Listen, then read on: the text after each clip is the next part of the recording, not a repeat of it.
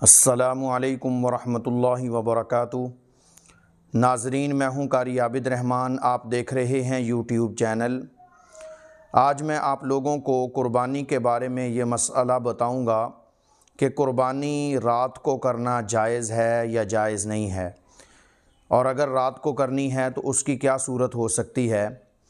اس سے پہلے اگر آپ لوگوں نے ہمارا چینل سبسکرائب نہیں کیا تو اس کو سبسکرائب کر لیں اور ساتھ والے بیل آئیکن کو ضرور پریس کر دیا کریں تاکہ ہر نئی آنے والی ویڈیو سب سے پہلے آپ لوگ دیکھ سکیں۔ دیکھیں بھئی، رات کے وقت قربانی کرنا جائز ہے، لیکن افضل یہ ہے کہ دن کے وقت فقہا فرماتے ہیں کہ دن کے وقت ہی کر لی جائے تو زیادہ بہتر ہے۔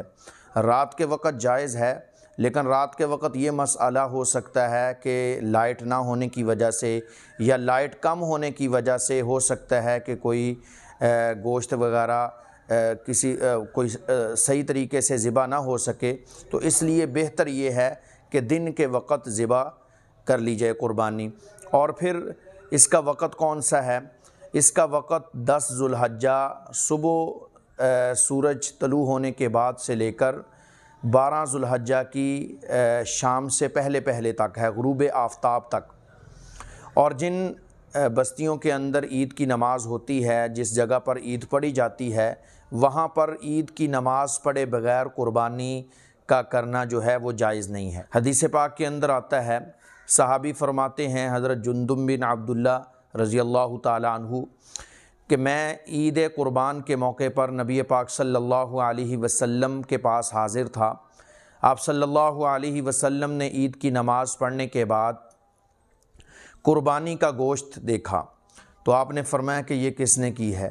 آپ نے فرمایا کہ جس نے یہ عید کی نماز سے پہلے قربانی کی ہے، اس کو چاہیے کہ یہ دوبارہ قربانی کرے، اس کی قربانی جو ہے وہ نہیں ادا ہوئی۔ تو اس سے معلوم ہوا کہ عید کی نماز پڑھے بغیر عید کی نماز سے پہلے قربانی کا کرنا جائز نہیں ہے۔ ہاں، جن علاقوں کے اندر عید کی نماز نہیں ہوتی، کوئی ایسی بستی ہے جہاں عید نہیں پڑھی جاتی، تو وہاں کے لوگ سورج طلوع ہونے کے بعد قربانی کر سکتے ہیں۔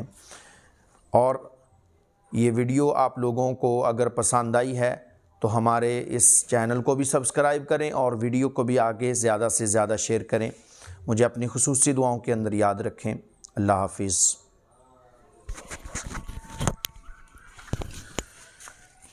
بھی کر لوں